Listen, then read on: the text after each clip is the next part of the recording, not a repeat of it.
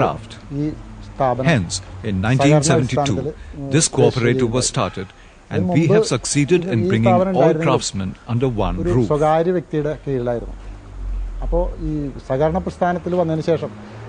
Now there are over 100 craftsmen in the unit.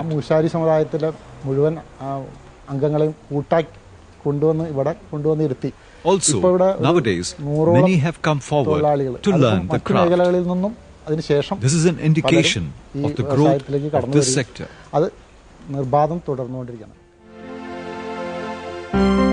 Bronze wares are made through different methods. The most common is the lost wax, or cire perdu. Here, a wax model encased in a refractory mold is replaced with hot metal to obtain the desired form of the object. There are 5 stages in this method. These are preparation of the core of the mold, preparation of wax model, covering the mold, melting and metal casting, and polishing of the bronze ware. The first task is to prepare the core of the mold by grinding a mixture of clay and cow dung. It is the women who make a rough core of the mold.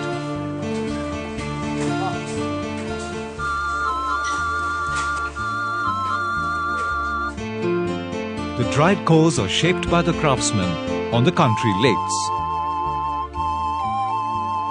Here, the core of a Deepastambham, the multi-step lamp, is getting shaped.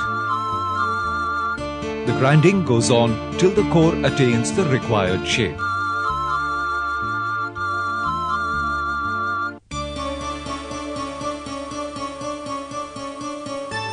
The core is now ready for a coating of wax. This is the most important stage, for it is here that the details of the design are worked out. First, a wax ribbon of the metal's desired thickness is pasted.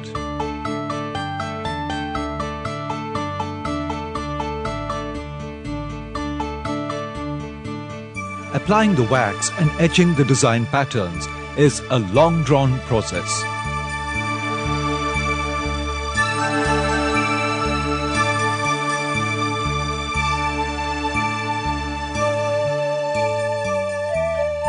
For craftsmen like Krishnan, the creation of contours, curves and grooves comes naturally.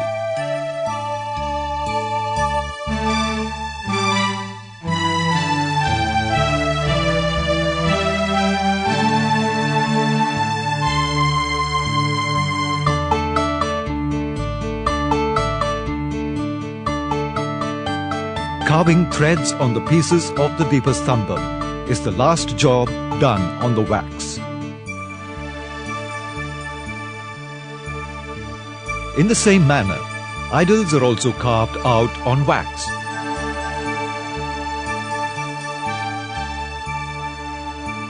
This, however, is a difficult job demanding a thorough knowledge of iconography.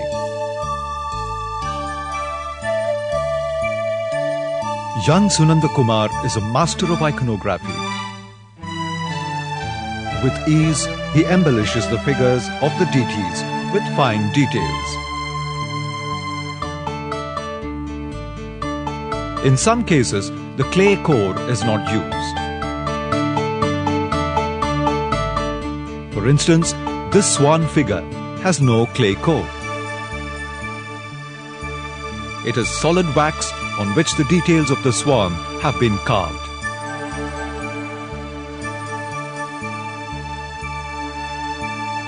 The swan and the lion often serve as a decorative crown of the multi-tiered Deepastambham. However, the application of wax on the clay and carving the details on it is generally followed in the making of bronze ware. For instance, here the wax is being given the shape of a cauldron.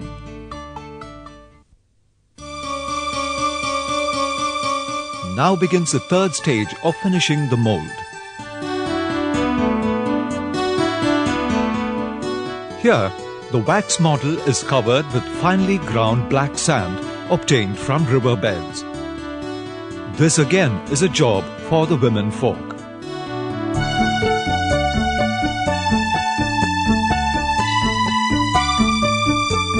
On the first coating, another mixture of sand and jute is applied so as to prevent the mold from cracking upon heating.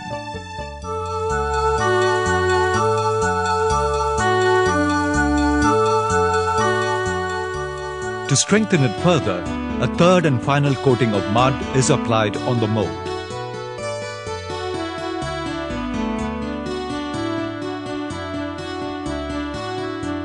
A mouth is created to de-wax and to pour the alloy into the mold.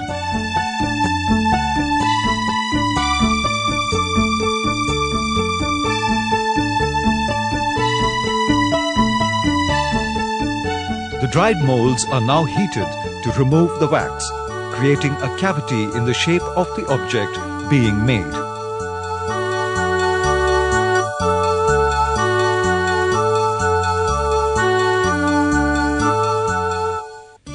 The molds are now ready for the fourth stage, which is casting. Bronze is 78% copper and 22% tin.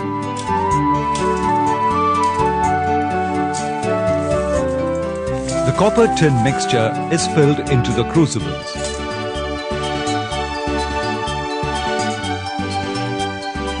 These are then kept in the lower chamber of the furnace for melting the mixture.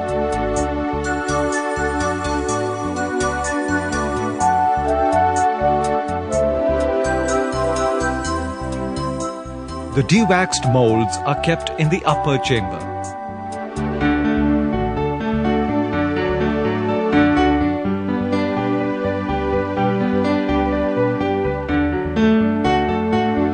Before charging the furnace openings are closed. The mouth of the furnace is partly closed and the upper chamber is covered with concrete blocks.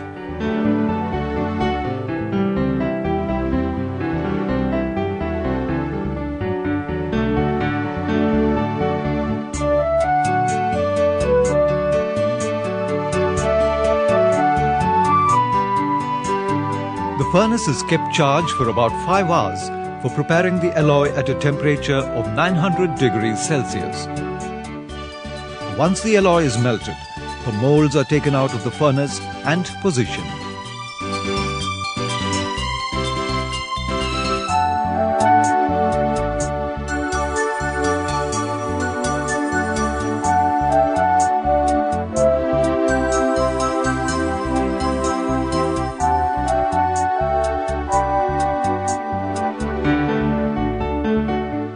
The intense heat of the furnace and the red-hot alloy pose a stern challenge to the workers.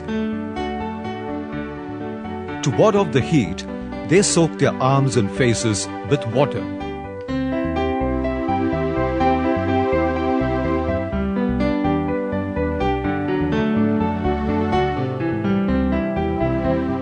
From the mouth of the crucible, charcoal pieces are removed and wet cotton swabs are kept to suck air bubbles.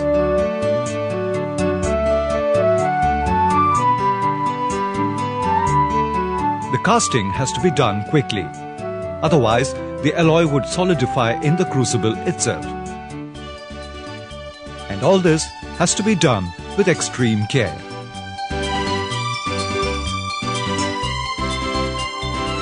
As the molten alloy solidifies, it expands, snugly filling all cavities and crevices of the mold.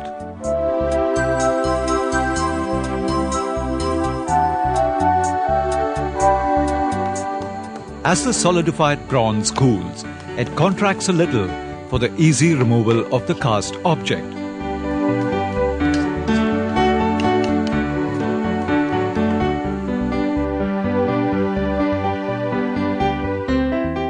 When the objects being made are huge, like the cauldron, the molds are kept buried for casting.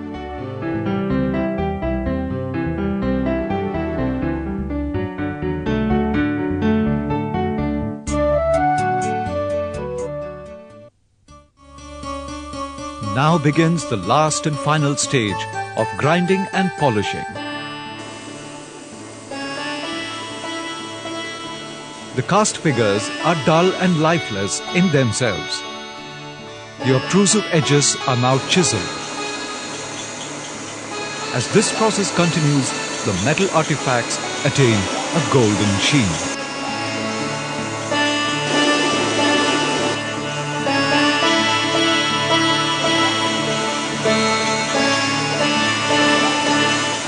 These are then buffed to give them the luster that makes bronze artifacts come alive in their resplendent, eye-catching person.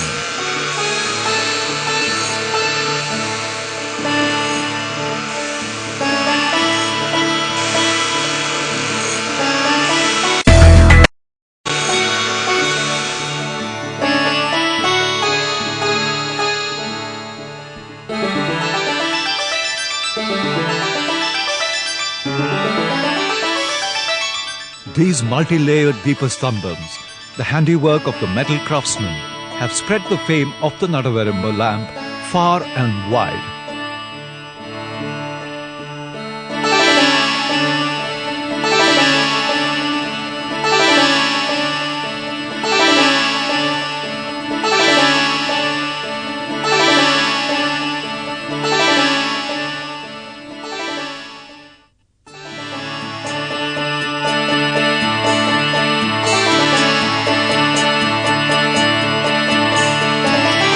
These are matchless artifacts. No wonder then that these exquisite pieces of craftsmanship have a steady and growing demand in the domestic and foreign markets.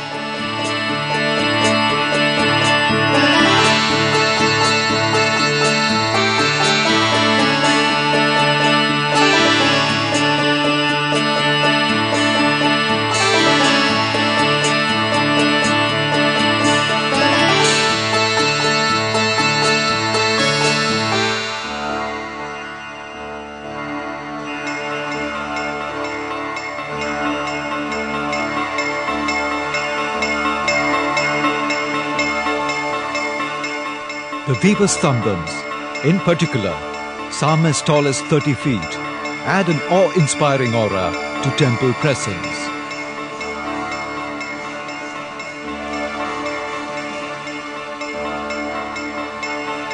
This traditional craft of bell metal is a fine example of man's fascination for metal. It is an age-old romance, and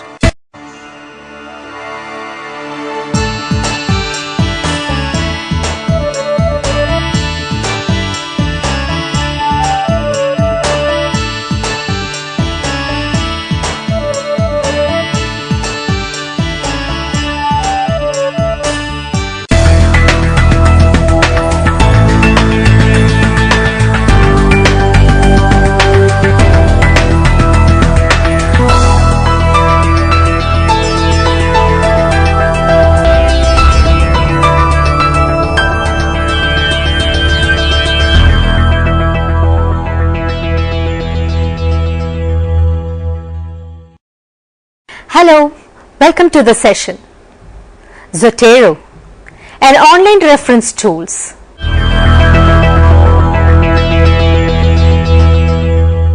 Zotero is free and open source reference management software to manage bibliographic data and related research materials such as PDF files. The name Zotero is loosely derived from Albanian verb meaning to master. Zotero includes the best parts of older reference management software: the ability to store author, title and publication fields and to export that information as formatted references, and the best aspects of modern software and the web application, such as the ability to organize, tag and search in advanced ways. Zotero interacts seamlessly with online resources. When it senses you are viewing a book, article or other objects on the web, it can automatically extract and save complete bibliographic references. Zotero effortlessly transmits information to and from other web services and applications, and it runs both as web service and offline on your personal devices. Notable features include web browser integration, online syncing, generation of in-text citation, footnotes and bibliographies, as well as integration with the word processor, Microsoft Word, LibreOffice, OpenOffice.org, Writer and NeoOffice. Zotero is a production of the Roy Rosenzweig Center for History and New Media at George Mason University and the Corporation for Digital Scholarship. It has been generously funded by the United States Institute of Museum and Library Services and Andrew W. Mellon Foundation and Alfred P. Salon Foundation. History. Zotero 1.0. The first release of Zotero 1.0.0 B2.R1 was made available in October 2006 as an add-on to the Firefox web browser. Development of Zotero 1.0x continued until May 2009 when Zotero 1.0.10 was released. Zotero 2.0 Zotero 2.0 released in February 2010 added online features like metadata and file syncing and group libraries and included a license change from the educational community license to GPL v3. Development of Zotero 2.0x continued until October 2010 when Zotero 2.0.9 was released. Zotero 2.1. Zotero 2.1 released in March 2011 adds CSL 1.0 support. Firefox 4 compatibility, the minimum is Firefox 3.6 and Zotero Commons through which material can be uploaded to the Internet Archive. Zotero Standalone. Zotero Standalone, the first released in January 2011, allows Zotero to be run as an independent program outside Firefox using XUL Runner. Zotero Standalone is available for Windows, GNU, Linux and Mac OS X connectors are available to integrate Zotero Standalone into the web browser, Safari and Chrome. Zotero 3.0. Zotero 3.0, released in January 2012, includes the stable release of Zotero Standalone as well as several new major features, including overhauled Word and LibreOffice integration and duplicate detection. Version 3.0 also introduced the Zotero bookmarklet of iOS browsers, Android browser, Chrome for Android, Firefox Mobile and Opera Mobile, allowing users to save reference data to their Zotero library when using mobile devices. Zotero 4.0. Zotero 4.0, released in April 2013, includes new features such as automatic journal abbreviations, color tags and on-demand file syncing. Features. Zotero shows an icon when a resource, book, article, thesis is being viewed on many websites such as library catalogs, PubMed, Google Scholar, Google Books, Amazon.com, Wikipedia and publishers' websites. Clicking this icon saves the full reference information to the Zotero library. Zotero can also save a copy of the web page or, in the case of academic articles, a copy of the full text PDF. Users can then add notes, tags, attachments and their own metadata. Items are organized through a drag and drop iTunes-like interface and can be searched. Selections of the local reference library data can later be exported as formatted bibliographies. Furthermore, all entries including bibliographic information and user-created rich text memos of the selected articles can be summarized into an HTML report. Citation formatting. Zotero users can generate citations and bibliographies through word processor plugins or directly into Zotero using citation style language styles. The house styles of the most academic journals are available in Zotero. and the bibliography can be reformatted with a few clicks. Zotero also allows users to create their own customized citation styles. Zotero can import and export citations from to many formats, including Wikipedia citation templates, BibTeX, BibLatex, RefWorks, MODS, COINS, citation style, language, JSON, refer BibIX, RIS, TEI, several flavors of RDF, Evernote, EndNote. Annotation and mobile devices. Zotero can associate notes with bibliographic items. It can annotate PDFs and sync them with a mobile PDF reader through the Zot file plugin. Language support. Zotero supports more than 30 languages as of 2014. Product support. Zotero has no dedicated customer support service, but the Zotero website provides extensive information including instructional screencasts, troubleshooting tips, a list of known issues, and user forums. Questions and issues raised in the forums are answered quickly, with users and developers suggesting solutions. Many academic institutions provide Zotero tutorials to their members. Financial support and awards. Development of Zotero has been funded by the Andrew W. Mellon Foundation, the Alfred P. Sloan Foundation, and the Institute of Museum and Library Services, as well as user donations. Zotero has won awards from PZ Magazine, Northwestern University's SiteFest competition, and the American Political Science Association. Strengths of Zotero. Free up to 300 MB of storage. Good at retrieving PDF metadata. Easy import of citation via browser plugin. Automatically imports PDFs when possible. Works well with non-traditional electronic sources. Good support from user community at zotero.org. Purpose of Zotero. Create and manage citation of books, articles, videos, etc. Import citation from databases and WU catalog. And searchable notes and tags to citation. Attach PDFs if desired. Quickly create a bibliography in multiple formats, MLA, Chicago, APA.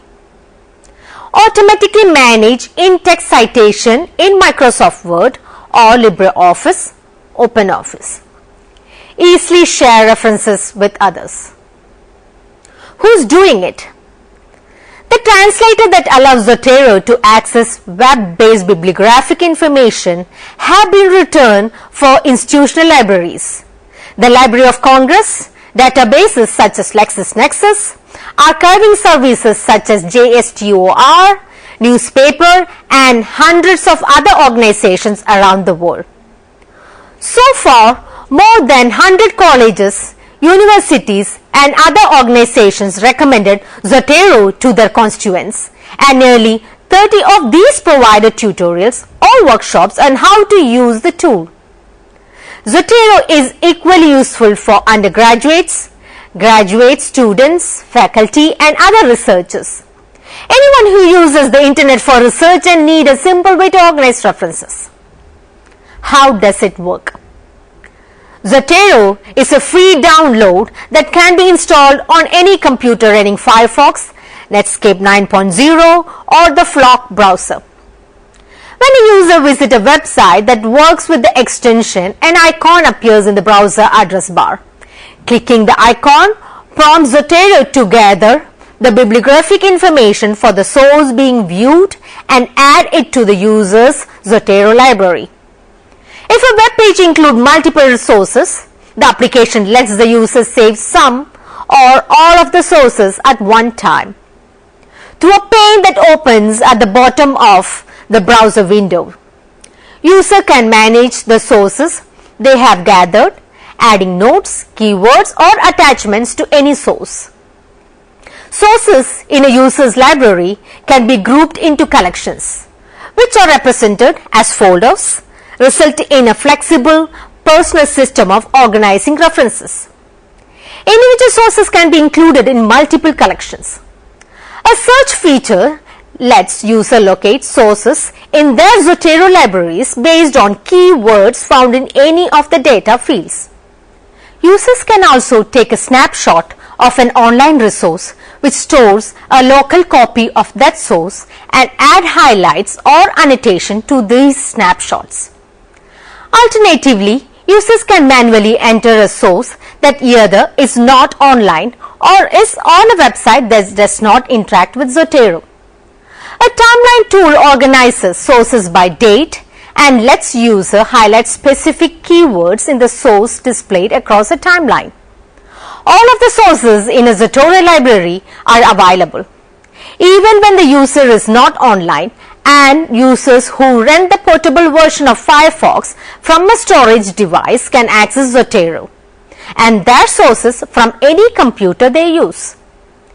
Users choose a citation formats such as Chicago, MLA, APA or others. To add a source from Zotero, a user simply drags that source into an application such as Microsoft Word or Google Docs, and properly formatted citation is inserted. Zotero also generates a bibliography of all the sources included in a paper. Why it is significant? As the quantity of online data and their analysis has skyrocketed, and as access to those resources nears ubiquity, the tools to manage those sources have failed to keep pace. Research today takes place at an ever-increasing pace, and having to record sources and organize references manually can be considered bottleneck.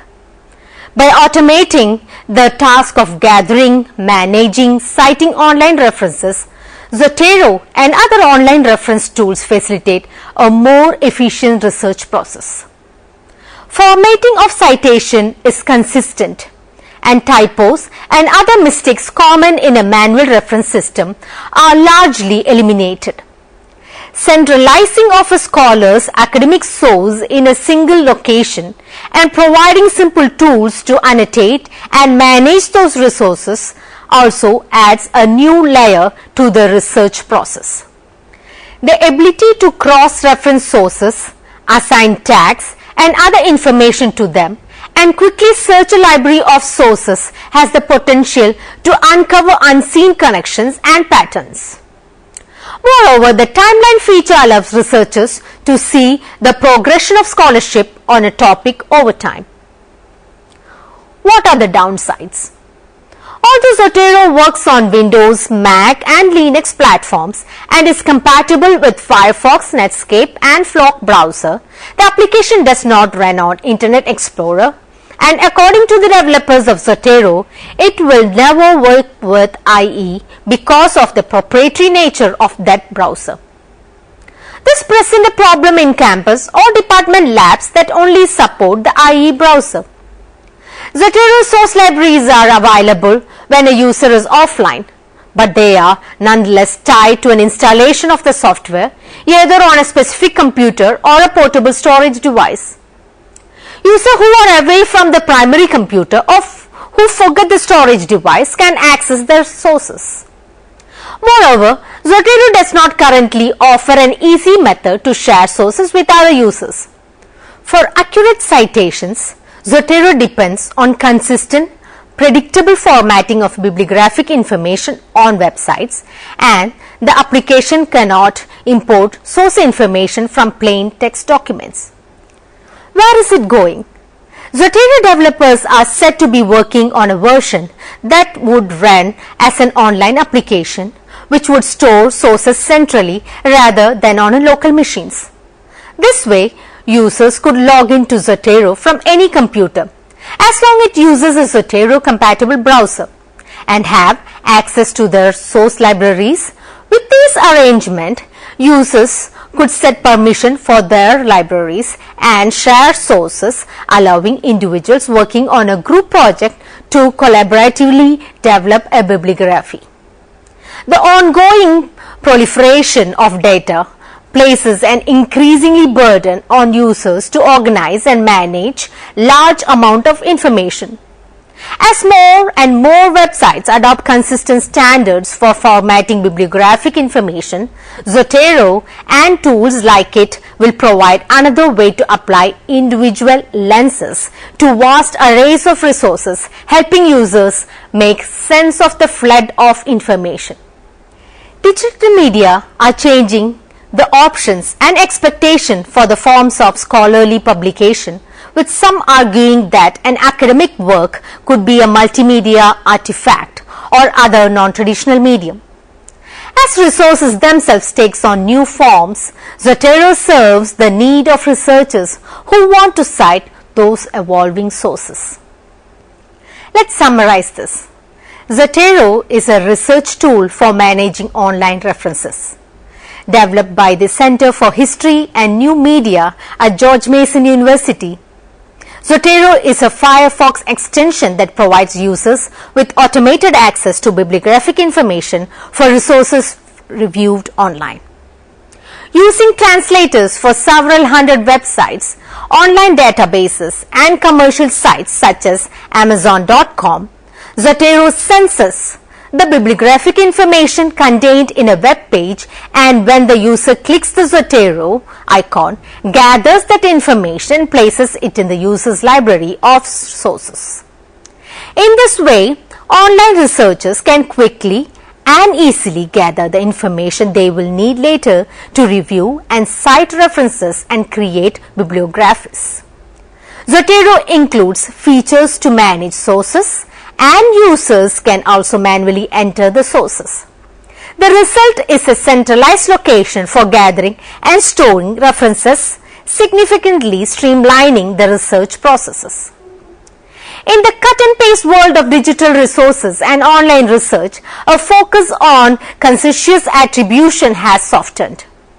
By emphasizing accurate citations and automating the process, Zotero helps students learn and adopt proper practices. Zotero runs in the browser, where research increasingly takes place and work in a way that students find familiar and comfortable. In this way, the application is well positioned to encourage and facilitate scholarship.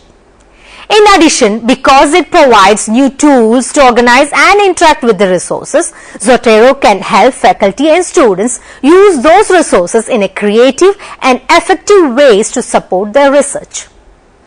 Let's go through few assignments. Discuss the salient features of Zotero. What is Zotero? A brief discussion. Discuss application of reference management tools. Discuss various types of reference management tools. How reference management software helps to avoid plagiarism. Here are a few references online. Zotero retrieved July 5, 2016 from www.zotero.org. Zotero retrieved July 5, 2016 from www.wikipedia.org. Hope you enjoyed this session. Thank you. Hope to see you again.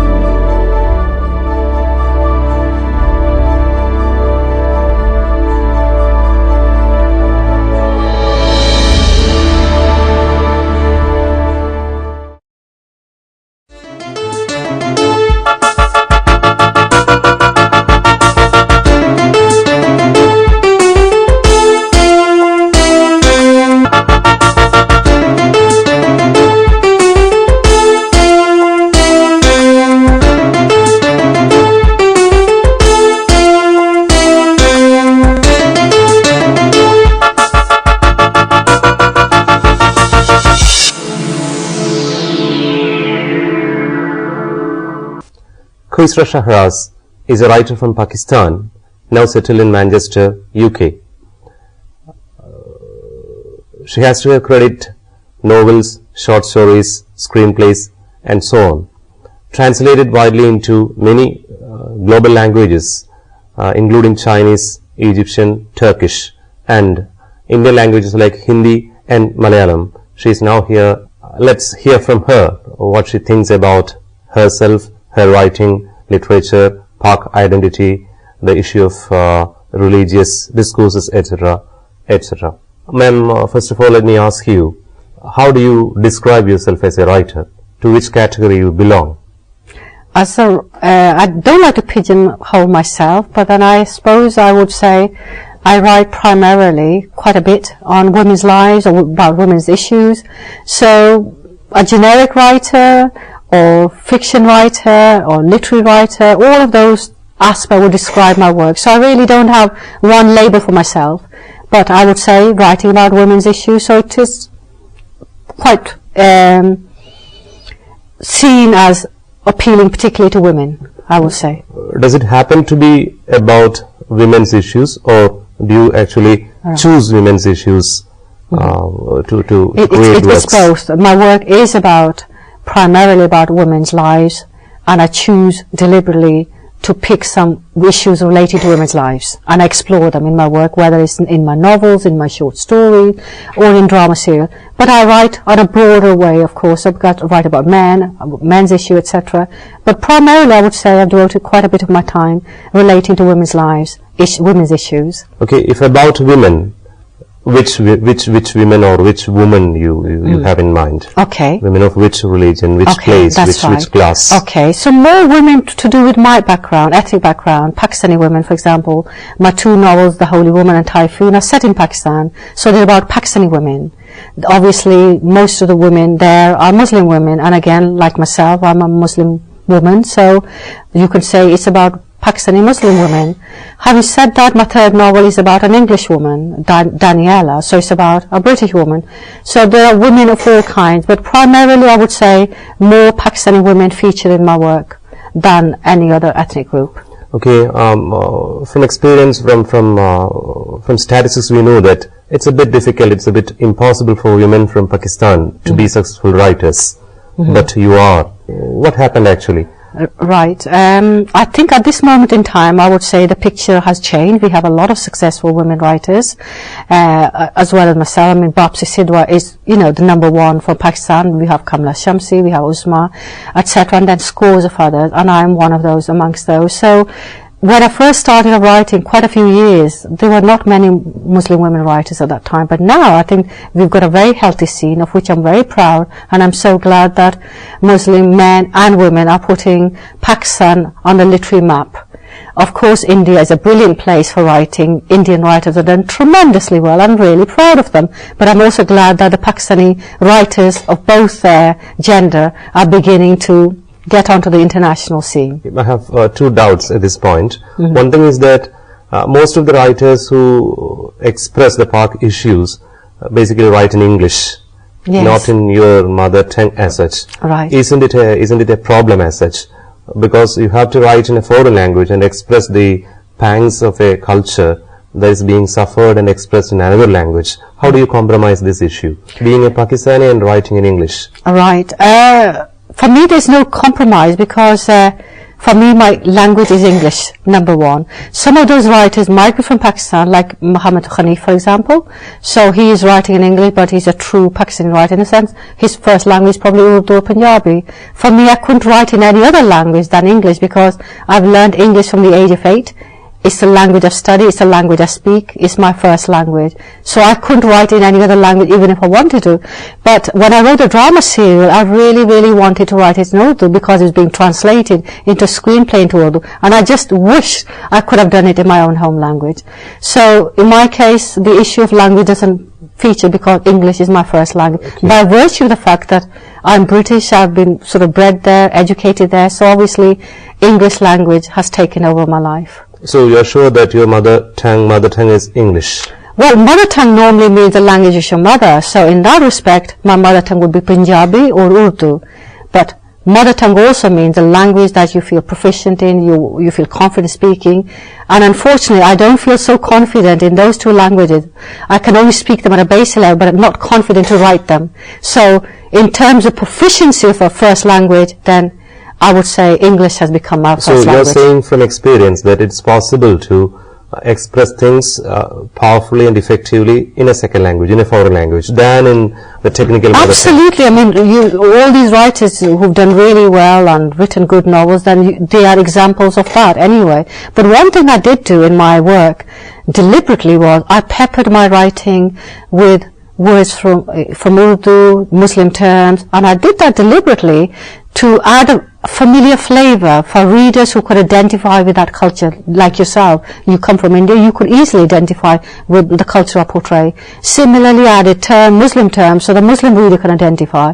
But also, for readers who don't identify with that, it was a deliberate reminder that I'm writing about a culture which is not British, which is not English. It's another country, another culture, other customs.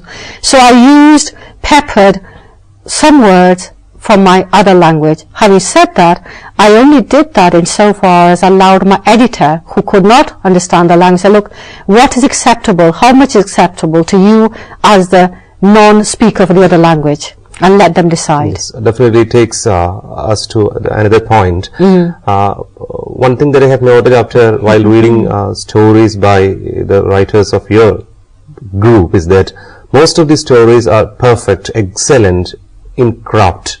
And most of the writers, be it yourself or Sonia Kamal or Sefa Sawar, you have all undergone courses in creative writing.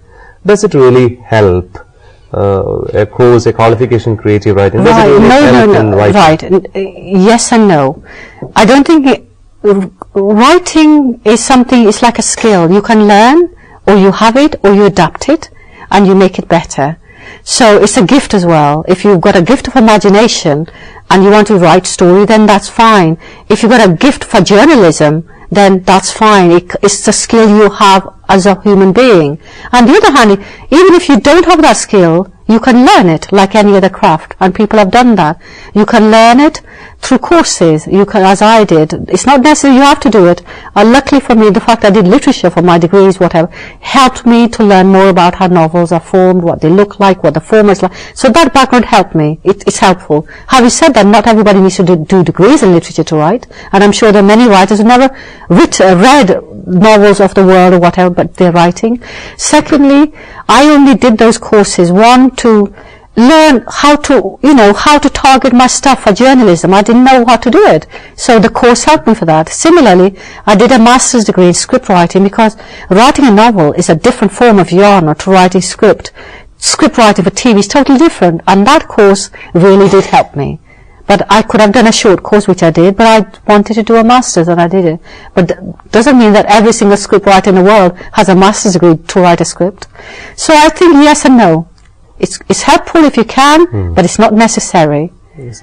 Another thing is that most of these stories, most of these writings from your generation have that real spark in them.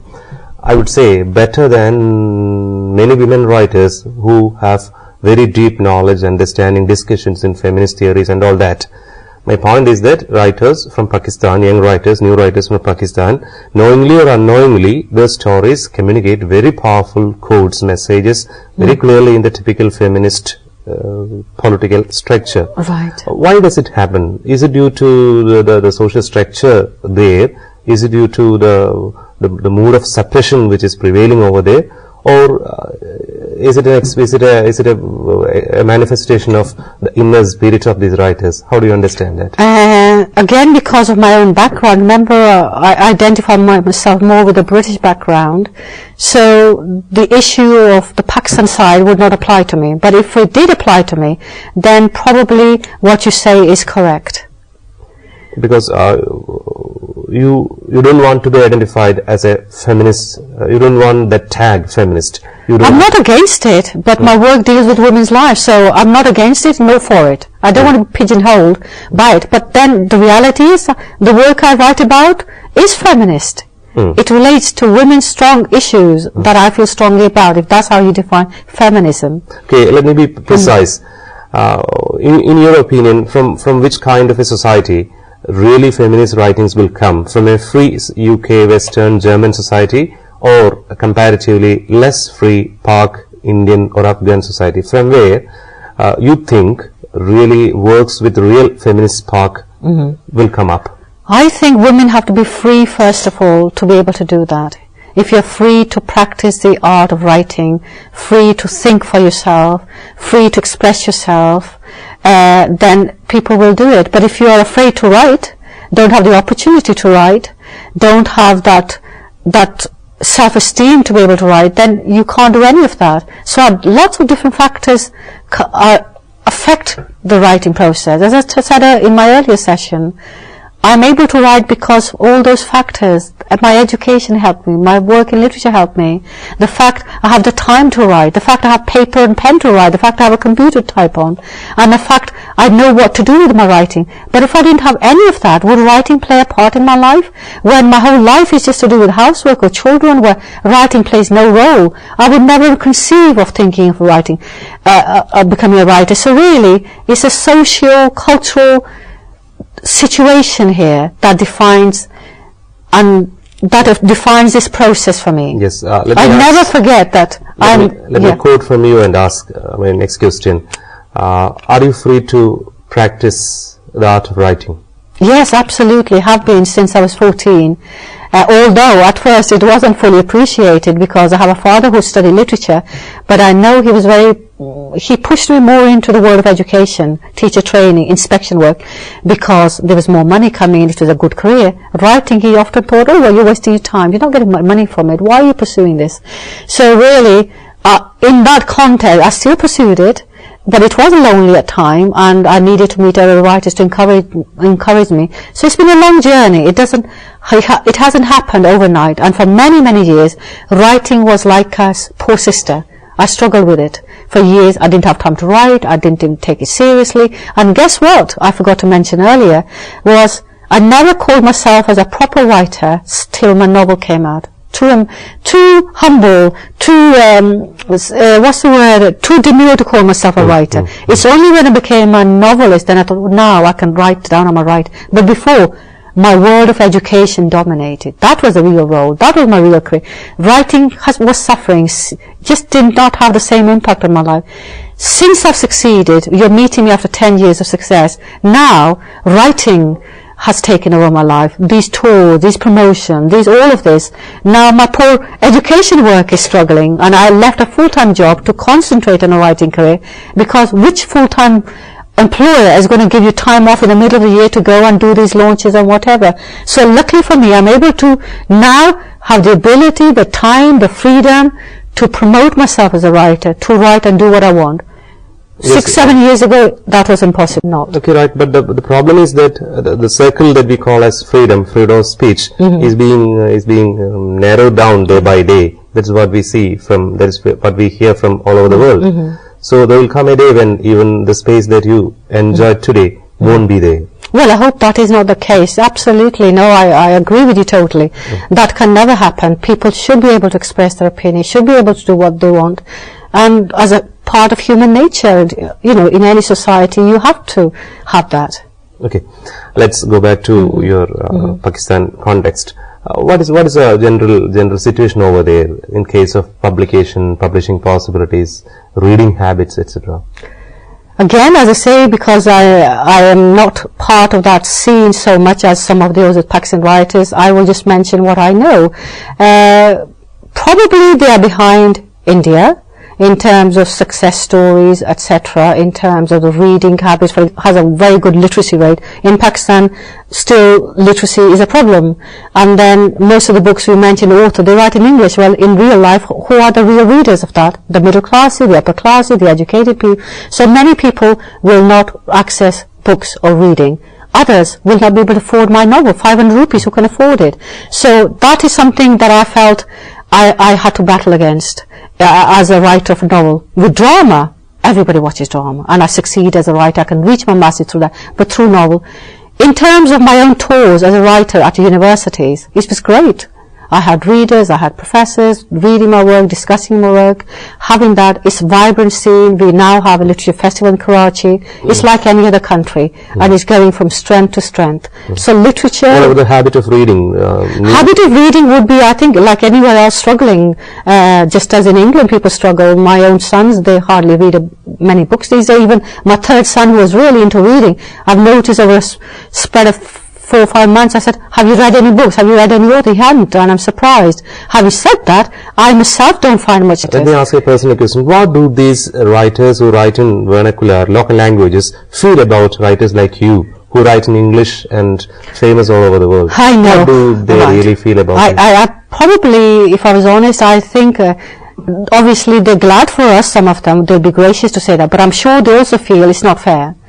Not fair that people who write in English seem to become more successful abroad, their works get published, they have the publicity, they go on tours, etc. So that is something I feel very, very strongly about. And if you read the textbook I've written about this, is I would want local writers, and that's the same problem here in India. You know all your famous writers write in English, and I've read newspaper cuttings say local writers writing in regional languages are ignored, don't have the same opportunity, are downtrodden in that way, and they feel resentment, if they were honest about it. And on the other side, so it's the same in Pakistan. So my view is we need to have this process where those writers have an opportunity to read that world, that their work is translated into English. So they have the same exposure, they have the same status, they have the interest, and also they're fabulous writers. Should we, the readers, be able to enjoy their work? Why have access to a narrow range of writers? Is it really happening that these works written in local languages being translated into English? I think happening? The process is there, but very minimal, to be honest with you.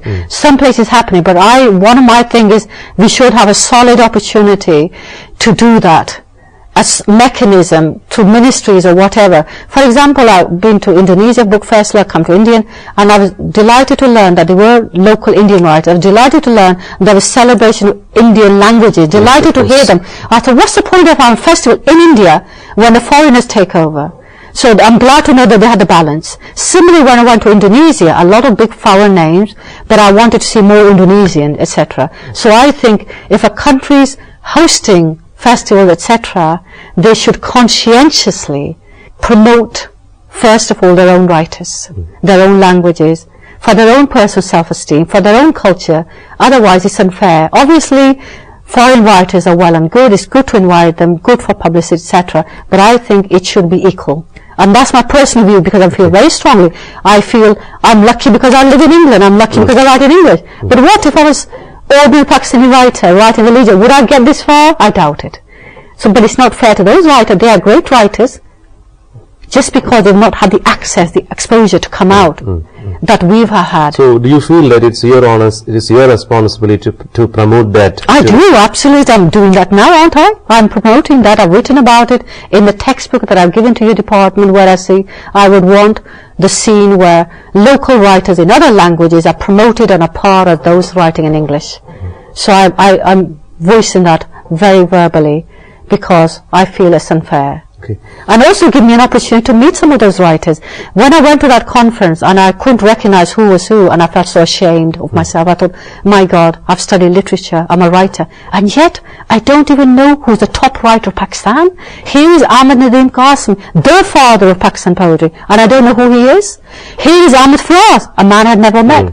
Since that, there has been this revolution inside me. I want to embrace the writers from my country of homeland. I want to learn about the writer, and they became friends. Ahmed Fawaz came to stay with me, met me, I read their work and translate. So it's a two-way traffic. I want to reach out to my cultural background in literature, and my main loss has been because I was bred in England, did everything in English. I lost out on the work of Indian writers and Pakistani writers. And I feel that's a form of personal impoverishment. People ask me, have you read Manto? Have you read Ghalib?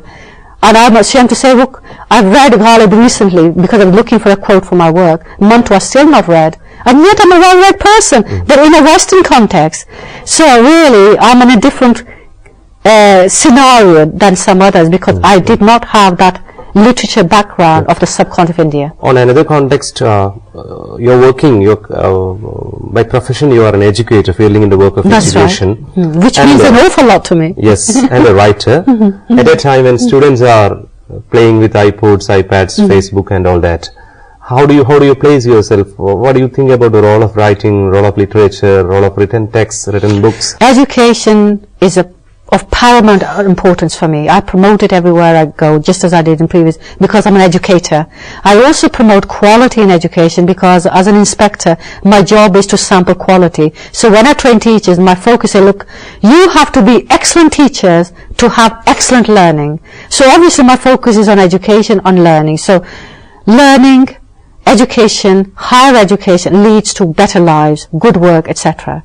But the reality is nowadays, children are also taking over, whether it's me or my son or someone else. Technology means more people are spending time on Facebook, on their iPhone. All my sons, they have their iPhone in there. And the irony is, I too have my BlackBerry there. And we're often going backwards and forward. And I think this is madness. We are hooked to these things. We have become, well, what's the word? Hooked. There's another word to describe. We have become slaves to this technology. The reality we want to, but there comes a time when you need to be, I'm going to put the BlackBerry away for 2 weeks. Technology is marvelous. I couldn't do without it. As a modern woman living in a modern world, it's fantastic. But what we have to watch out is, I feel I'm spending more hours on emails, spending more hours on this screen, and I think my eyes will be damaged. And also not having the quality time that I could be spending with my children, with my husband, or reading a book. Why am I hooked? I'm either Googling, sending up messages, planning this, writing a report. So the computer is taking over our life. We love it, we like it. But I think there comes a time now we have to globally assess the impact on our life. How much is it taking us from our family life? How much is it taking us from interaction with real people? And what other damages are there? Yes, but with reference to the availability of these gadgets and the access to these technologies, we are in between UK and Pakistan. Yes, and absolutely. What would you say, what would you suggest, what would you advise to students, learning community, as a senior educator, as a senior writer, as a senior person? I would say technology in is... what way they have to utilize these possibilities or problems? Okay. We cannot get away from technology. We welcome it, we embrace it, we love it, we want it, we have it. But use it within a measure. Don't let it take over your life in a way that you compromise your reading, you compromise your academic studies, you compromise your social life, and you compromise your domestic life if you happen to be married with family, children. There has to be a limit to that process. Watch it. See that technology doesn't take over your life in a very negative, because there are repercussions. On the other hand, what would we do without technology? I just can't think of life without emails. I can't think of life without my computer. I'm international person. How do I do it? I do it through the computer. If something happened with my computer in one day, I'm panicking. I cannot survive without it. But at the same time, I don't want to become a slave to it. I've got a home, I've got children, I've got family, I've got all those commitments. I need to get away from it too and concentrate on other aspects of my life.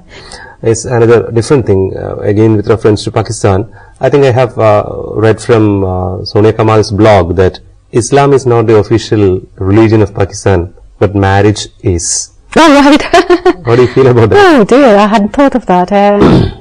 Marriage, I suppose what you may well mean, marriage is a very important issue. Like any other Muslim countries, and I'm sure it's the same, we talked about it at the festival, marriage is still the norm for many developing countries, including India and Pakistan, and in Muslim society, is seen the accepted thing. So obviously, it's a big issue for women who are looking for partners and they're not finding them, or they're not getting them, and the pressure is there to get married. Or if they've grown older, where are these men? So in that sense, marriage as an idea, as a concept, as a social issue, is very, very important one. Similarly, some women, say from Pakistan, of my background in England, they would find it a problem as well because they're a minority and they're looking for partners. Where are these partners? And if you reach the age of over 30 or 40, well, where are you going to find a partner? So in that context, marriage remains an issue for all women in Eastern societies. I won't say label as Muslim society, Eastern women, marriage is still the most important part of our lives. According to my opinion at this moment. Yes. But if talking in a Western context, no, you don't have to get married. Why should I marry? My neighbors never got married. They have children, they have partners, etc. But for most Eastern women, or at least for Muslim women, normally you have children within marriage. Okay. So in that sense, and family, children is still seen as the main part of life. So obviously marriage comes into it. Yes, coming to the last part of our talk.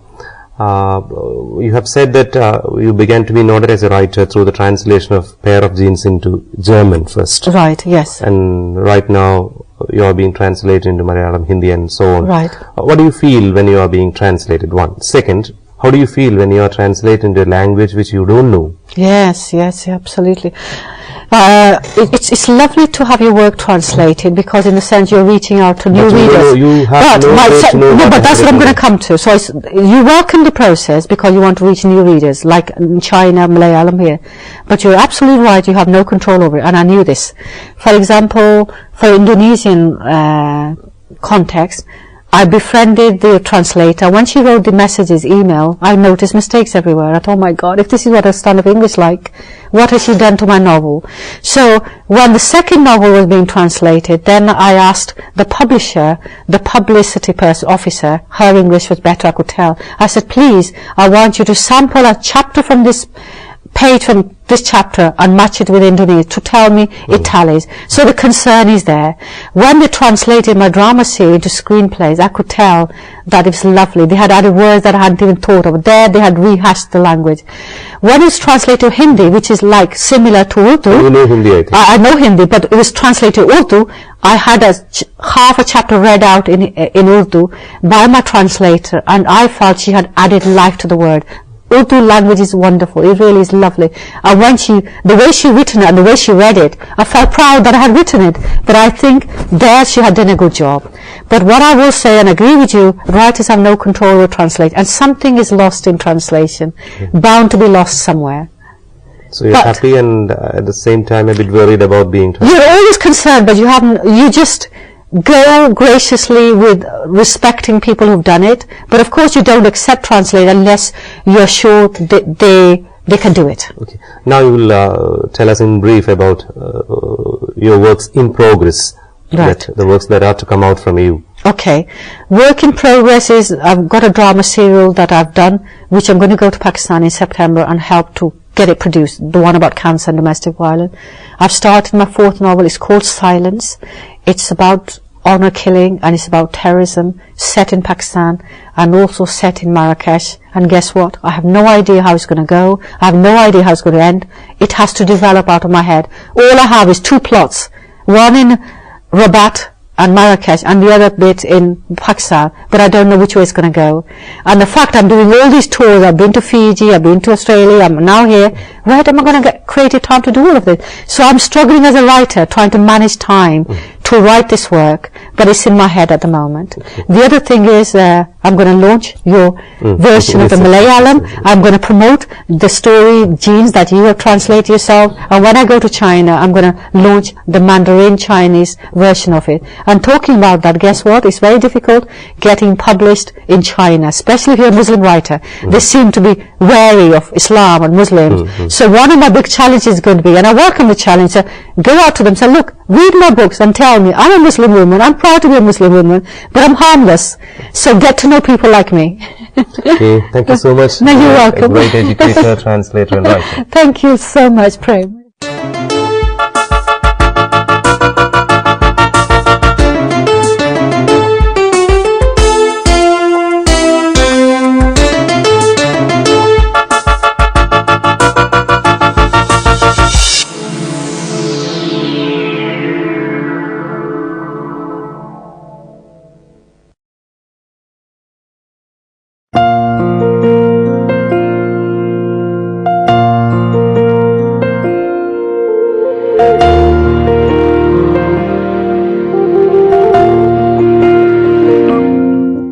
Hello and welcome to this session on realism.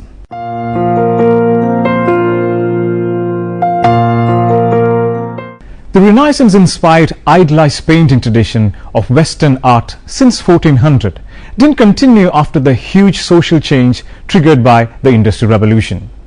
Works of art usually depicted from the viewpoint of those rebelling against the political oppression. England led the Industrial Revolution, which transformed the economies first of Western Europe, then of United States and other parts of the world from an agricultural to a primarily industrial base. Factories were established mainly in urban areas and people moved to the cities in search of work. new social class divisions arose between factory owners and workers.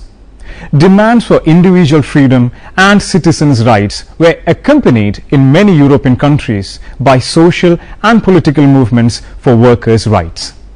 Romanticism and realism were the art reactions to this social change. But realism rejected Romanticism's exotic themes and proposed the common society. The realist art movement flourished in France about 1840 until the late 19th century. It expresses an objective vision on modern life, the art truthfulness to the society. The 1848 revolution overturned the monarchy of Louis Philippe and developed during the period of the Second Empire under Napoleon III. This resulted in the fight for democratic reform, and as an effect, the realists democratized art by depicting contemporary subjects drawn from everyday lives of the working class. On the other hand, the invention of photography in 1840s made grew of the thought being realistic. Realism was based on the direct indulgence with the contemporary world. A manifesto entitled Le Réalisme by Gustave Courbet issued in his personal exhibition. Here quotes a statement in 1861 that painting is an essentially concrete art and can only consist in the representation of real and existing things. Realists painted for the regime of liberty parallel to the naturalist literature of Émile Zola, Honoré de Balzac, and Gustave Flaubert. Socialist philosophies and politics of Pierre Proudhon and Communist Manifesto by Karl Marx and Friedrich Engels, published in 1848, coincided and influenced the realist thought. The same year, the first convention for women's rights was held in New York. The elevation of working class in the realms of high art and literature of the period recognized through the subject matter for realist artists. Those include the scenes of rural and urban working class life, street life, cafes and nightclubs, etc., which was general move away from ideal towards the ordinary. This spread to the Western art world and shocked the patrons of art, especially in France and Victorian art of England. Realism as a highly political style arose simultaneously with the Revolution of 1848. It showcased laborers and common country folk, groups that challenged the authority and privilege of the Parisian aristocracy and bourgeoisie, and were in part responsible for the upheavals of 1848. Honoré Daumier. Daumier was born in Marseille in France. The works that made him famous was newspaper works, his lifelong flood of lithographs attacking the government, ridiculing lawyers, and generally deflating social and pretentiousness wherever he found it. Daumier exhibited his paintings at the saloons of 1849 and 1850-51. But he was ignored, however.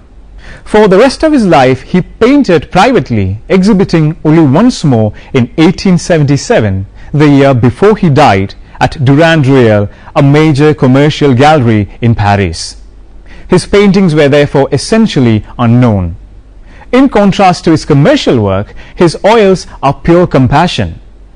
He dispensed with humor and satire, and relying on his caricaturist ability to concisely capture character and types, uncannily nailed the psychology of contemporary urban life.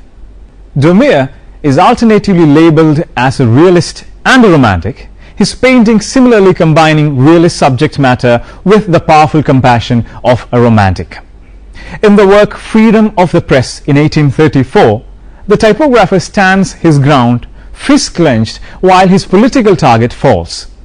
In the right background, the last Bourbon king, Charles X, has fainted and is being revived. Intentionally, and perhaps wisely, Daumier had not aimed this picture at the newly installed citizen king, Louis Philippe. The Republic in 1848 was one of the selected designs for symbolic image for a republic out of 100 entries. Artists were invited to submit designs of a symbolic image for a republic in February 1848, when Republic was proclaimed on the overthrown Louis Philippe. The design was monumental in feeling, which is a small oil sketch. The female allegorical figure of Republic suckling two of her children while another sits at her feet with a book.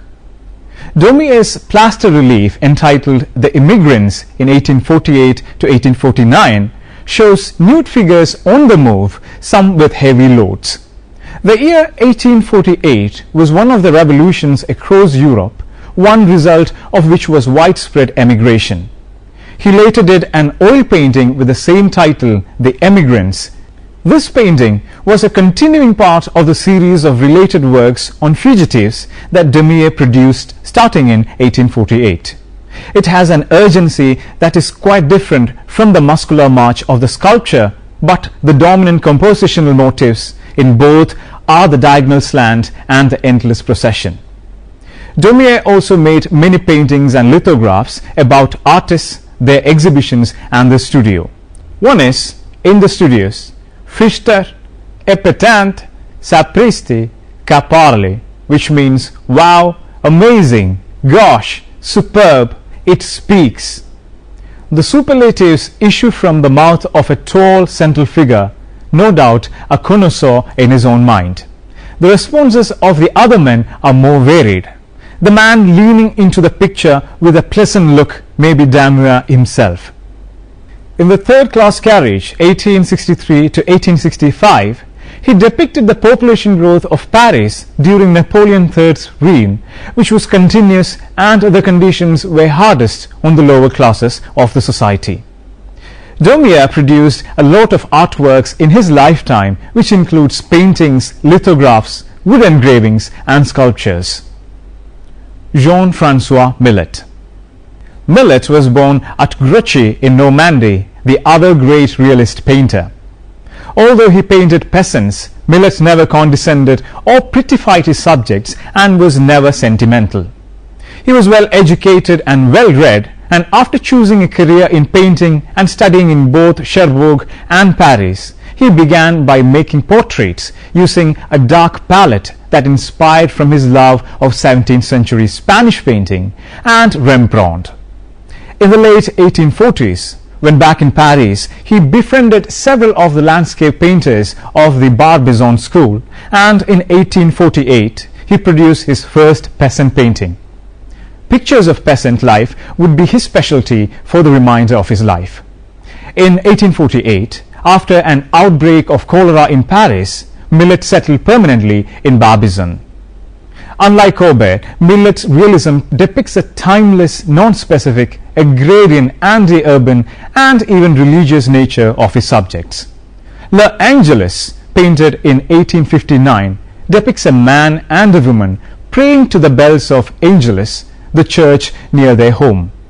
The peasants must work instead of attending church, but still make time to pray. The painting The Sower in 1850 shows a powerful figure precisely situated against a sloping horizon. He strides forward, filling the picture. The figure's casting of the grain probably refers to a biblical proverb. Another famous work by Millet is The Gleaners in 1857. The three women in the painting are performing back-breaking labor, but part of the story is also taking place in the background. There are hay wagons, people loading hay, and an overseer on horseback. This is the main harvest. This is what the landlord reaps. The women in the foreground reap only the chaff. Other works by Millet are The Angelus, Hunting Birds at Night, The Potato Harvest, Going to Work, Shepherd is Seated on a Rock, etc. Gustave Courbet. Courbet was born at Ornans in southeastern France near the Swiss border. He traveled to Paris at the age of 21 and studied at the Atelier Suisse. Then he developed a powerful naturalism as his visual language. In the fall of 1849, Courbet returned to Ornans, and there he painted the Burial at Ornans, which was accepted at the Saloon of 1850 to 51. The picture was an affront to many viewers. It presented common provincial folk portrayed in a coarse, heavy form.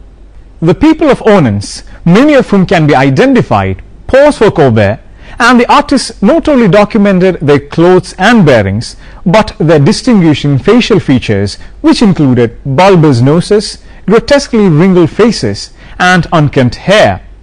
The bleak, overcast landscape is equally authentic based on studies made at Onan Cemetery. Courbet's realism extends to the democratic presentation of the figures. Despite bold brushwork and a chiaroscuro vaguely reminiscent of his favorite artists Rembrandt and Velasquez, the picture has no Baroque drama and no compositional structure to emphasize one figure over another. The dog is as important as a priest or mayor. Courbet's realism through his art was democratic and socialist thought with political anarchism. Apart from painting, he wrote politically motivated essays and articles. Quoting him from his letter to a friend in 1850, "In our so very civilized society, it is necessary for me to live the life of a savage. I must be free even of governments. The people have my sympathies. I must address myself to them directly." He paints only what he could see. Painting titled "The Stone Breakers" in 1849, destroyed at Dresden, depict two anonymous peasants at hard labor. Proudhon, in fact, read "The Stonebreakers" as an irony directed against our industrialized civilization, which is incapable of feeling man from the heaviest, most difficult, most unpleasant tasks, and the eternal lot of the poor. Burial at Onans in 1849 shows a transcript of the experience of the rural people of a corner of France distant from Paris, but the painting was made to be exhibited in Paris. The deep attachment of the French people to their individual regions is well attested and seems almost a mythical part of being French. Equality in the arrangement of pictorial surface can be seen across canvas. Another important painting by Courbet, known as the Artist Studio in 1854-55, however, fuller title is "Interior of My Studio, a real allegory of 7 years of my life as a painter." Quoting his letter to a friend on the time he began the painting is that, "I am not yet dead, or realism either, for this is realism. In it are the people who thrive on life and those who thrive on death. It is society at its best, its worst, its average." His paintings include portraits, self-portraits, landscapes, nudes, and many others. Rosa Bonheur. Rosa Bonheur, a fourth realist exhibited at the Salon of 1850-51, who garnered considerable attention. She studied with her father, a drawing instructor and socialist who advocated full equality for women. From early on, Bonheur was determined to become a successful woman in man's world. Instead of making the small still lifes and watercolors traditionally associated with women, Bonheur became an animal painter who worked on a large scale. Rather than the exotic animals of the romantic world of Delacroix and Barret, Bonheur painted farm animals, including cows, horses, and sheep. Influenced by the scientific empiricism of natural history, she presented specific species, carefully studying each and accurately rendering them, often in minute detail. Bonheur began showing at the Salon of 1841. Rosa Bonheur's painting, "The Horse Fair," shows her close study of the anatomy and movement of horses galloping, rearing, and parading. The realist qualities of her paintings are scientific observation. Bonheur dissected animals from butcher shops and slaughterhouses. In addition to the realist qualities of the horse fair, the thundering energy of the horses and the efforts of their grooms to keep them under control to have a romantic character. Likewise, the turbulent sky echoes the dramatic dynamism of the struggle between humanity and the untamed forces of nature. In 1848, Bonheur painted a large commission work from the new Second Republic to document French regional agriculture. Summary. The realist art movement rejected the idealized classicism of academic art and sensationalize romantic aspects of Romanticism. Realism was contemporary, direct observation of the real events that were important to the artist's lifetime, and glorified the working class in a natural, non-romantic way. The art of the time employed naturalistic visual language to express reality in the social life of human beings. Mainly, the realists created naturalistic elusive space of gritty details of real day-to-day life as subject matter in the paintings and lithographs. There are a few sculpture and architecture. This article deals with 4 of realism's practitioners, Gustave Courbet, Jean-François Millet, and André Daumier and Rosa Bonheur. Assignments. Analyze the term realism. Find out where and in which context it has been used in the history of art. Elaborate the quote by Gustave Courbet, "I paint only what I could see." Read Realist Manifesto written by Gustave Courbet. Discuss the historical importance of André Daumier's lithographs. Write about the success of a realist woman painter, Rosa Bonheur. Further reading, Janssen's History of Art, The Western Tradition, by Penelope J. E. Davis, Walter B. Denny et al. In 2007. A History of Western Art, by Laurie Schneider Adams in 2011. The Social History of Art, Volume 4, Arnold Hauser in 1985. The 19th Century, edited by C. L. Ten, Routledge History of Philosophy, 1994. Introduction to Modern Europe, by Gary Tindrow in 1987. Realism, by Linda Nochlin, 1971. Realism and Tradition in Art, 1848 to 1900, by Linda Nochlin, 1966. Thank you for watching this program. We can meet again with another topic. Have a nice day.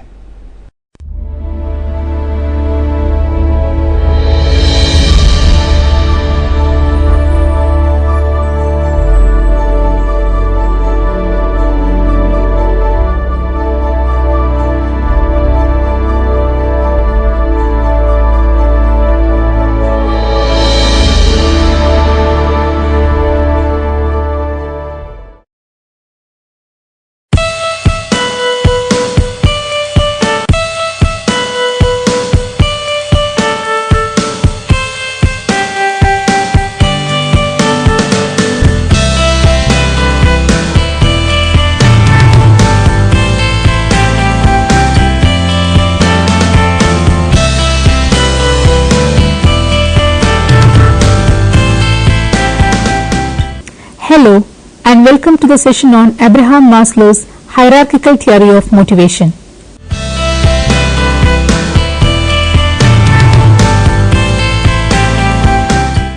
Hierarchy of needs. Maslow believed that much of human behavior can be explained by the individual's tendency to seek personal goal states that make life rewarding and meaningful. In fact, motivational processes is the heart of his personality theory. Maslow in 1970 depicted the human beings as a wanting animal who rarely reaches a state of complete satisfaction except for a short time period. In Maslow's system, as one personal desire is satisfied, another will suffice to take its place. When the person satisfies this one, still another will clamor for satisfaction. It is characteristic of human life that people almost always desire something. Maslow proposed that human desires, that is motives, are innately given and are arranged in an ascending hierarchy of priority or potency. The needs are in order of their potency. 1. Basic physiological needs. 2. Safety needs. 3. Belongingness and love needs. 4. Self-esteem needs. And 5. Self-actualization needs or the need for personal fulfillment. Underlying this scheme is the assumption that low-order prepotent needs must be at least somewhat satisfied before an individual can become aware of or motivated by higher order needs. That is, as one general type of need is satisfied, another higher order need emerges and becomes operative in the person's life. A description of each need category is presented below. Physiological needs. The most basic, powerful and obvious of all human needs is the need for physical survival. Included in this group are the needs for food, drink, oxygen, activity, sleep, sex, protection from extreme temperatures and sensory stimulations. These physiological drives are directly concerned with the biological maintenance of the organism and must be gratified at some minimum level before the individual is motivated by higher order needs. The chronically hungry person will never strive to compose music, construct cosmological theories, or build a brave new world. Safety needs. Once the physiological needs have been sufficiently satisfied, the individual becomes concerned with a new set often called the safety or security needs. The primary motivating force here is to ensure a reasonable degree of certainty, order, structure and predictability in one's environment. Maslow suggested that the safety needs are most readily observed in infants and young children because of their relative helplessness and dependence on adults. Infants, for instance, respond fearfully if they are suddenly dropped or startled by loud noises or flashing lights. Later, learning and education tend to neutralize such apparent dangers through knowledge. Example, I am not afraid of thunder and lightning because I know something about them. The urgency of safety needs is also evident when a child experiences bodily illnesses of various kinds. A child with a broken leg will temporarily experience fears, have nightmares, and manifest a need for protection and reassurance not evident before the accident. Safety needs also exert an active influence beyond childhood. The preference for a job with tenure and financial protection, the establishment of savings accounts, and the acquisition of insurance, example, medical, unemployment, old age, may be regarded as motivated in part by safety seeking. At least in part, religious and philosophic belief systems may also be interpreted in this fashion. Religions and philosophies help a person to organize his or her world and the people in it into a coherent and meaningful whole, thus making the person feel safe.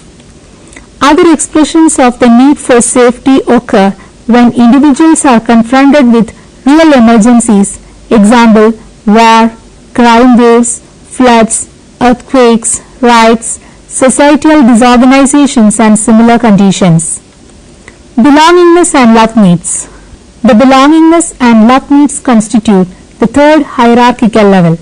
These needs arise primarily when the physiological and safety needs are relatively quiescent. An individual motivated on this level longs for affectionate relationships with others, namely for a place in his or her family and or reference groups. Group membership becomes a dominant goal for the individual. Accordingly, the person will feel keenly the pangs of loneliness, social ostracism, friendlessness and rejection, especially when induced by the absence of friends, relatives, a spouse or children. Maslow rejected the Freudian notion that love and affection are derived from sublimated sexual instincts. That is, to Maslow, love is not synonymous with sex. Rather, he contended that love involves a healthy, loving relationship between two people, which includes mutual respect, admiration, and trust. Maslow also stressed that love needs involve both giving and receiving love. Being loved and accepted is instrumental to healthy feelings of worth. Not being loved leads to feelings of futility, emptiness, and hostility. Self-esteem needs. When one's needs for being loved and for loving others have been reasonably gratified, their motivating force diminishes, paving the way for self-esteem needs. Maslow classified these needs into two subsidiary sets, self-respect and esteem from other people. The former includes such things as desire for competence, confidence, personal strength, adequacy, achievement, independence and freedom. An individual needs to know that he or she is worthwhile, capable of mastering tasks and challenges in life. Esteem from others includes prestige, recognition, acceptance, attention, status, reputation and appreciation. In this case, individuals need to be appreciated for what they can do, that is, they must experience feelings of worth because their competence is recognized and valued by others. Again, the hierarchical nature of Maslow's view of motivation needs to be kept in mind. One seeks self-esteem only after one's love and belongingness needs are satisfied. One quickly reverts back from level 4 to level 3 if level 3 need satisfaction is suddenly jeopardized. For example, consider a person who, thinking her love needs are in good order, busies herself with becoming a recognized business tycoon. Suddenly and unexpectedly, her husband leaves her for another woman. Immediately, she casts aside all aspects of self-esteem, behaving like an utter fool in order to regain her husband, that is, satisfy her love needs. Once this relationship is restored or a suitable alternative is developed, however, she is free to reconcern herself with conquering the business world. Satisfaction of the self-esteem needs generates feelings and attitudes of self-confidence, worth, strength, capability and of being useful and necessary in the world. In contrast, the thwarting of these needs leads to feelings and attitudes of inferiority, ineptness, weakness and helplessness. These negative self-perceptions in turn may give rise to basic discouragement, a sense of futility and hopelessness in dealing with life's demands and a low evaluation of self. Self-actualization needs. Finally, if all the foregoing needs are satisfied, the need for self-actualization comes to the fore. Maslow characterized self-actualization as the desire to become everything that one is capable of becoming. The person who has achieved this highest level presses toward the full use and exploitation of his talents, capacities and potentialities. Otherwise phrased, it is a person's desire for self-improvement, namely his or her drive to become the total kind of person that one wants to become to reach the peak of his or her potential. A musician must make music, an artist must paint, a poet must write if he is to be at peace with himself. What a man can be, he must be. He must be true on his own nature. Self-actualization need not take the form of creative and artistic endeavors.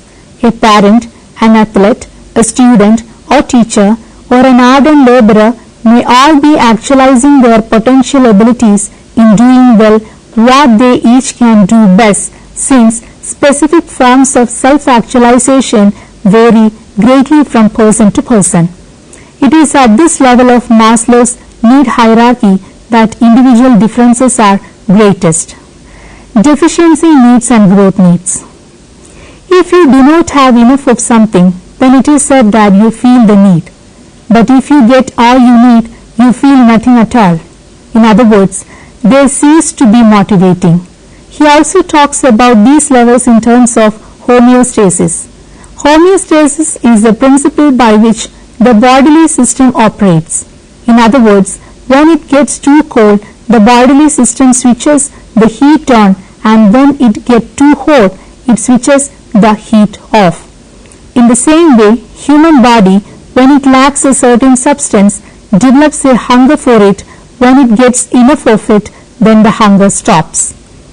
Maslow simply extends this homeostatic principle to needs such as safety, belongingness, and esteem about which do not ordinarily think of in these terms. In terms of overall development, we move through these levels a bit like stages. As newborns, our focus is on the satisfaction of the physiological needs. Soon we begin to recognize that we need to be safe. Some after that, we crave for attention and affection. A bit later, we look for self-esteem. This is in the first couple of years. Under stressful conditions or which survival is threatened, we can regress to a lower need levels. When you find that your great career falls flat, you might seek out a little attention. When your family decides to leave you, it seems that love is again all you ever wanted.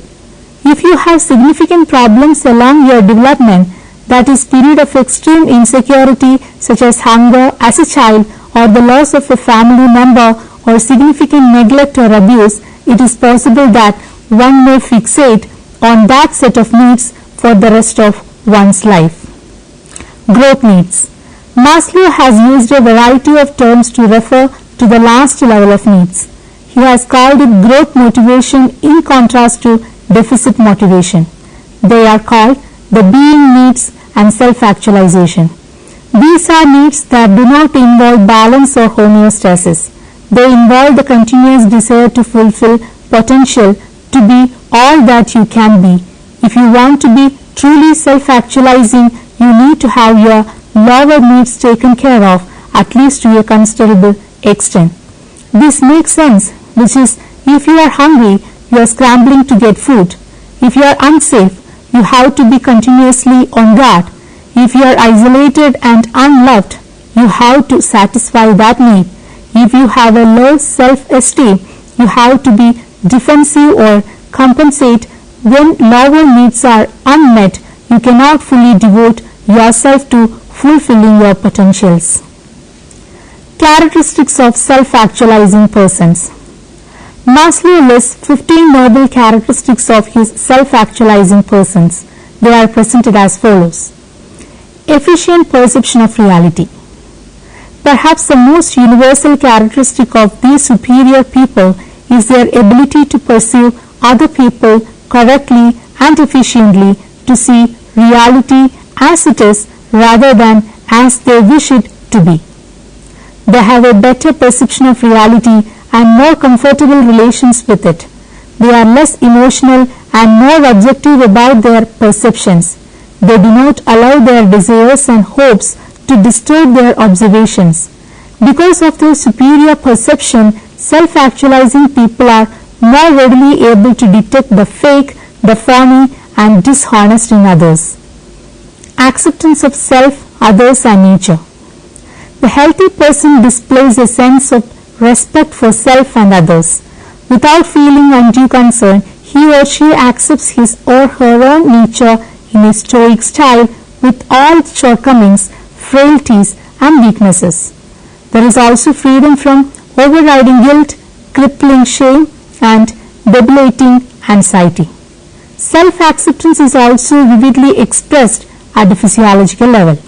Self-actualizers have hearty appetites, sleep well, and enjoy their sexual lives without unnecessary inhibition.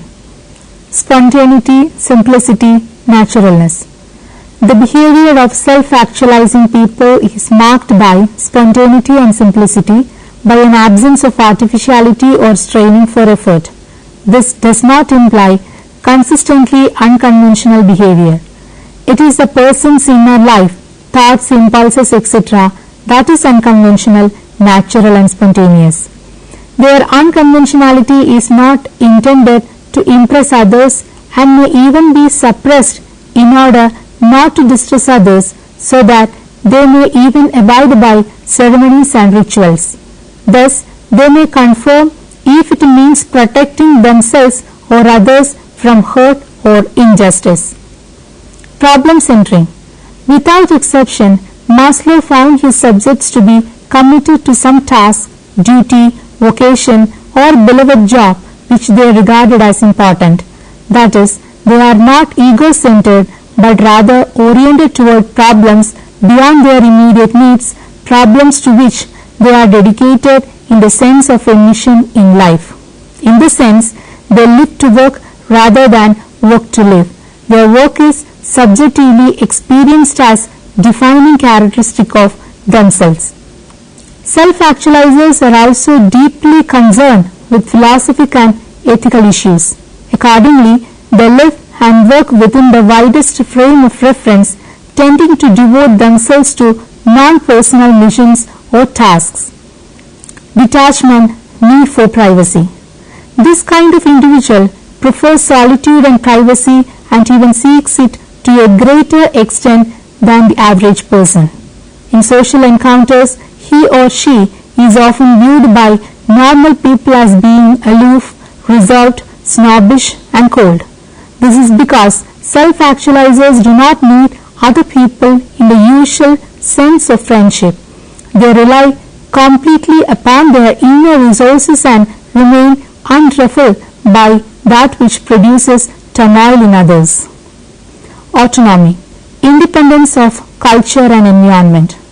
As prior characteristics would suggest, self-actualizing people are not dependent for their main satisfaction on the physical and social environment.